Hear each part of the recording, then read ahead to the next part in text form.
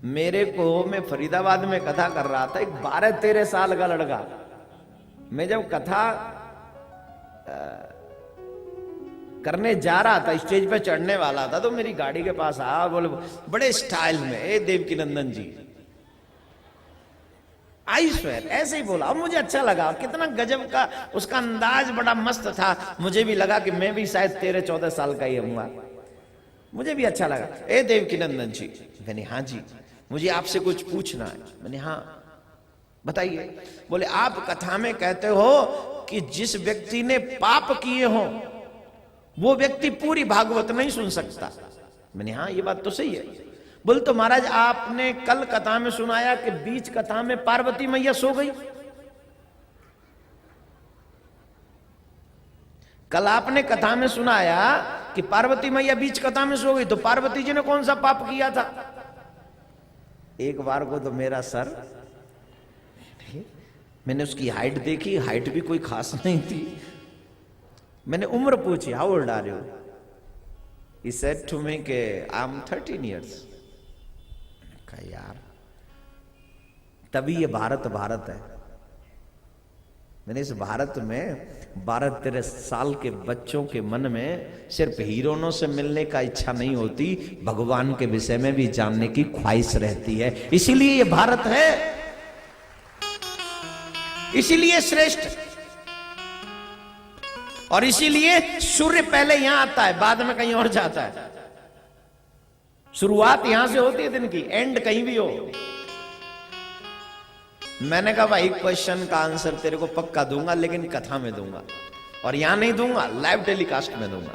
तब मैंने दिया था, मे भी आपने सुना हो, और नहीं सुना हो तो मैं अभी सुना देता हूं। सुना था, सुना तो फिर नहीं सुना हूं ना, नहीं सुना ना, देखा करो बेटा कथा को। 9 मार्च से फिर लाइव होगा एवरीडे, और मैं तो कहूंगा वहां आके सुनो। अगर नहीं आ सकते हो तो यहां पर भी आप बैठकर कथा सुने। तो मैंने उसको कहा, मैंने बच्चे सुन, पार्वती के पूर्व जन्म में एक अपराध हुआ,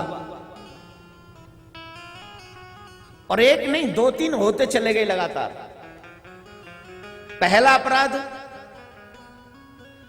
पूर्व जन्म याद है ना पार्वती जी का? सती, दक्ष प्रजापति की पुत्री, में भी अब याद आ गया होगा आपको। तो एक बार भोलेनाथ सती के साथ कुंभज ऋषि के पास में गए, और वहां पर कुंभज ऋषि से कहा कि आप हमें कथा सुनाइए। तो कुंभज ऋषि कथा सुनाने लगे, राम कथा। राम कथा मुनिवर्ज बखानी, सुनी महेश परम सुकुमार। राम कथा मुनिवर्ज बखानी, राम कथा सुनाई। सुनी किसने? किसने सुनी? सुनी महेश परम सुख। अकेले बाबा ने सुनी। सती जी कहां चली गई? बोले यहां पर भी कई लोग ऐसे बैठे हैं कि बैठे तो हैं पर कथा मन से नहीं सुन रहे वो लोग। हाँ या ना? कई बार यहां बैठकर भी घर की याद आ रही है, आज उनको आना था, कैसे टाइम पे पहले पहुंच जाऊंगा कि नहीं। फिर मन को बैठा दे, नहीं ठीक है, लेट भी पहुंचेंगे तो कह देंगे कथा में गए थे। बैठे यहां है, विचार कहीं और है। ऐसी स्थिति में जब जीव भगवान की कथा सुनता है तो पूर्ण कथा न सुनने के बाद एक कंडीशन खराब होती है, और वो कंडीशन ये होती है कि हमें कथा में कहीं ना कहीं डाउट हो जाता है, क्योंकि पूरी तो सुनी नहीं। अगर पूरी सुनते तो डाउट नहीं होता, और पूरी नहीं सुनी इसलिए डाउट हो जाता है। पार्वती जी की जो पूर्व जन्म में वो सती थी, उन्होंने कथा को सुना नहीं, पहला अपराध। दूसरा अपराध, जब राम जी को और शिव ने प्रणाम किया तो पूछा ये कौन है? संदेह हो गया ये कौन है? बोलिए भगवान है, जिनकी कथा अभी अभी हमने आपने सुनी है। तो डाउट हो गया, बोले ये क्या वही भगवान है? ये भगवान है तो स्त्री के लिए रो क्यों रहे? डाउट हो गया, संदेह हो गया। अब जब संदेह हो गया तो बाबा ने बहुत समझाया। देखो, जब तुम्हारे बड़े तुम्हें समझावे और तुम्हारी समझ में ना आवे तो समझ लेना कुछ गड़बड़ होने वाली है आगे फ्यूचर में। बड़े लोग कभी भी गलत नहीं समझाते। यहां पर जितने मां बाप बैठे, बताइए आप अपने बच्चों का बुरा कर सकते हो कभी? नहीं। लेकिन बच्चों को लगता है कि मम्मी पापा की बात मत मानो, दोस्तों की मानो बस, क्योंकि दोस्ती भगवान है, मम्मी पापा तो दुश्मन है। क्यों? बोले मम्मी पापा गंदी चीज करने के लिए मना करते हैं। वो कहते हैं मदिरा मत पिया करो, वो कहते हैं बेटा मूवी मत जाया करो, बेटा लेट नाइट मत घूमा करो, मम्मी पापा मना करते हैं। और दोस्त जो बिगड़े हुए वो तो कहते हैं इसके बिना लाइफ ही क्या है। इसलिए माँ बाप बुरे लगते हैं और फ्रेंड लोग अच्छे लगते हैं। अब जितने भी अनमैरिड बच्चे हैं, बताइए मैं सही कह रहा हूं कि गलत कह रहा हूं? हैं जी? मम्मी पापा कोई जहर थोड़ी पिलाते, मम्मी पापा कोई तुम्हें डंडे थोड़ी बजाते, लेकिन मम्मी पापा इसीलिए बुरे हैं क्योंकि वो नहीं करने देते जो हम गलत करना चाहते हैं, वो उसे रोकते हैं।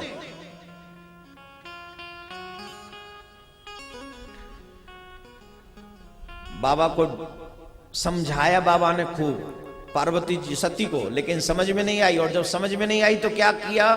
बाबा ने कहा जाओ परीक्षा ले लो, अगर तुम्हें जो तुमरे मन अति संदेह तो कि न जाए परीक्षा ले। अगर तुम्हें इतना ही संदेह तो जाके परीक्षा ले लो। और परीक्षा की बात कही, झट चल दी। और जब चल दी तो बाबा सोचने लगे ये कैसा समय है, मैंने इतना समझाया देवी को पर देवी की समझ में नहीं आया, और परीक्षा की बात कही तो मान गई, चली गई परीक्षा लेने। मोरेउ कहे न संशय जाई, विधि विपरीत भलाई नाई। मेरे कहने से भी संशय नहीं जाता, विधाता बाम है। वही है वही जो राम रचे राखा, वही है वही जो राम रचे राखा। ताली बजाते रहिए।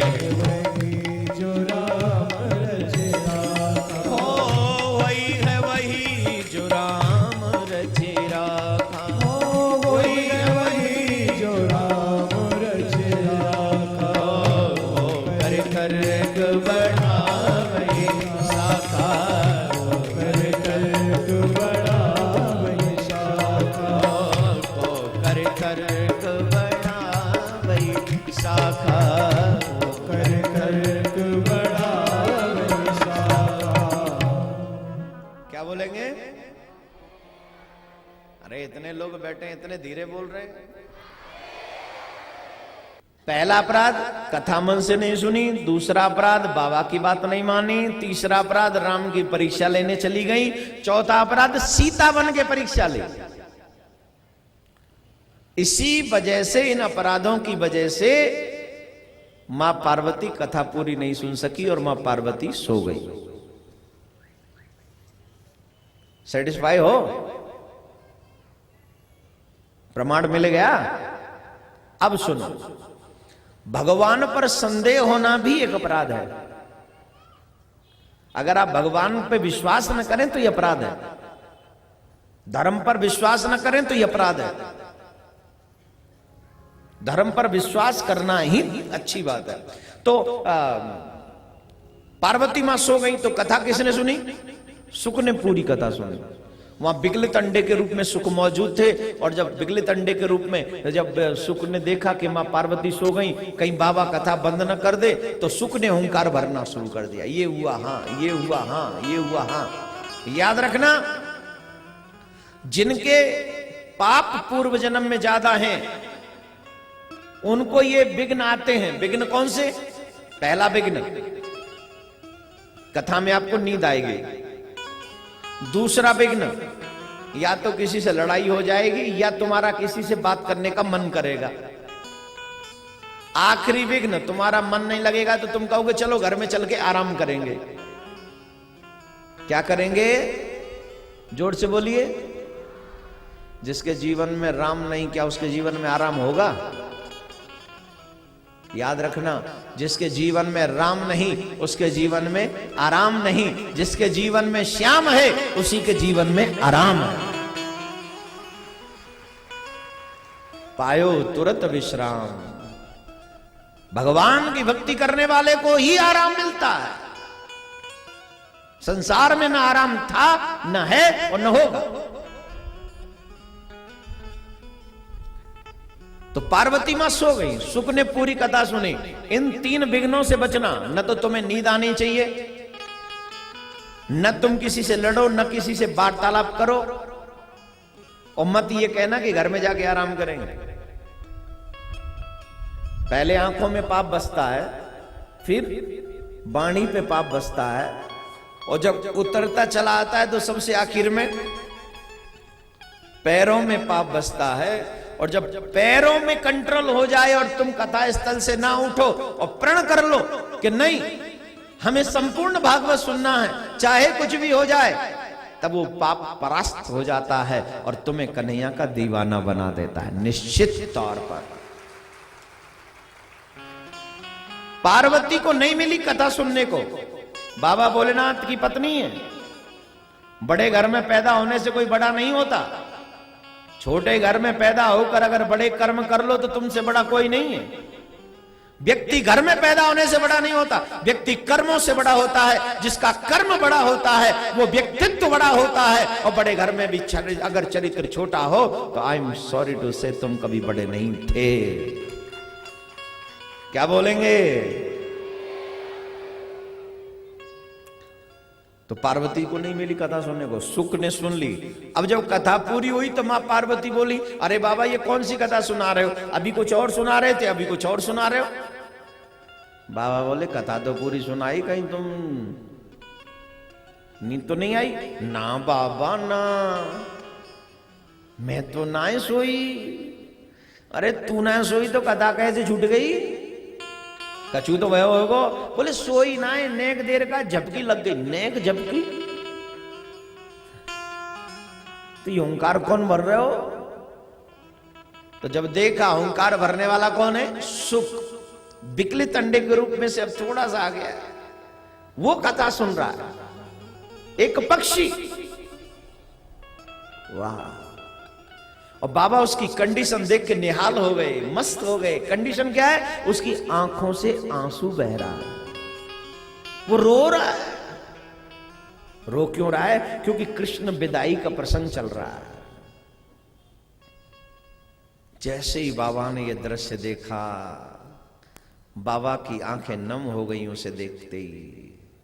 कहने लगी, देवी तुमसे ज्यादा भाग्यशाली तो ये, देखो पूरी सुन गया कथा, पूरी सुन गया। जिसे नहीं सुनानी थी वो सुन गया, जिसे सुनानी थी वो रह गया। तुमसे ज्यादा भाग्यशाली, पूरी सुना, लेकिन चोरी से सुना है, इसलिए मैं इसे मार दूंगा। चोरी से कथा नहीं सुननी चाहिए। कई लोग हैं ना, कथा पंडाल के इधर उधर बैठ जाते हैं कहीं। बोले कहां? बोले चोरी से। अब कथा सुन रहे हैं तो चोरी हो गई कि नहीं? कई लोगों को मैं देख रहा हूं, कल भी देखे, आज भी देखो, सामने एकदम रोड पे जाके खड़े हो जाते हो। उन्हें कथा पंडाल में आने में शर्म आती है। आई डोंट नो भाई, ये भी चोरी है। अरे जितनी देर सुननी है कथा पंडाल में बैठ के सुनो, लेकिन अभी मैं ज्यादा बोल दूंगा तो वहां से भी उठ के चले जाएंगे, हैं? तो इसलिए जहां है तुम्हारा मन वहां से सुनो, लेकिन चोरी से नहीं। कथा सुननी हो तो व्यास पीठ के सामने जाकर बैठो। कथा पंडाल में, जितना बड़ा पंडाल है ना, इसमें जाके बैठना चाहिए। जैसे आप लोग, कई लोग तो पंडाल के बाहर बैठे हुए, क्योंकि यहाँ पंडाल में जगह नहीं बची, तो पंडाल के बाहर एक बार उनके लिए बड़ा अभिवादन होना चाहिए। तो क्या बोलेंगे? तो बाबा ने त्रिशूल उठाया और बाबा उन्हें मारने के लिए दौड़े। जब मारने के लिए दौड़े मेरे भाई बहन, तो सुख वहां से आत्म रूप से दौड़े, शरीर को वहीं छोड़ा, आत्म रूप से दौड़े। और जब आत्म रूप से दौड़े तो आगे आगे सुख और पीछे पीछे बाबा। व्यास पत्नी केस सुखा रही थी, उनको झमाई आई और मुख के द्वारा सुख श्री गर्भ स्थान में प्रवेश कर गए और वहां पर विराजित हो गए। अब कह रहे हैं बाबा भोलेनाथ तुम बाहर निकलो, अब हम तुम्हें मार के ही जाएंगे, और जब तक तुम बाहर नहीं निकलोगे हम नहीं जाएंगे, ये हमारा संकल्प है। बाहर निकलो तो हम तुम्हें मार के जाएंगे। सुख कह रहे हैं जब तक आप बैठे रहेंगे हम बाहर नहीं आएंगे, बिल्कुल भी हम बाहर नहीं आएंगे जब तक आप यहां बैठे हो। अरे बोले विधि का विधान है, 9 महीने में तो आना ही पड़ेगा। बोले नहीं महाराज, आप अगर बैठे रहे तो 9 महीने नहीं, चाहे 9 साल हो जाए, मैं बाहर आने वाला नहीं। 12 साल हो गई महाराज, 12 साल। कहां? मां के गर्भ में, सुखदेव जी को। और जब 12 साल हो गई तो वेद व्यास जी महाराज ने स्तुति की बाबा भोलेनाथ की, प्रार्थना की बाबा भोलेनाथ की।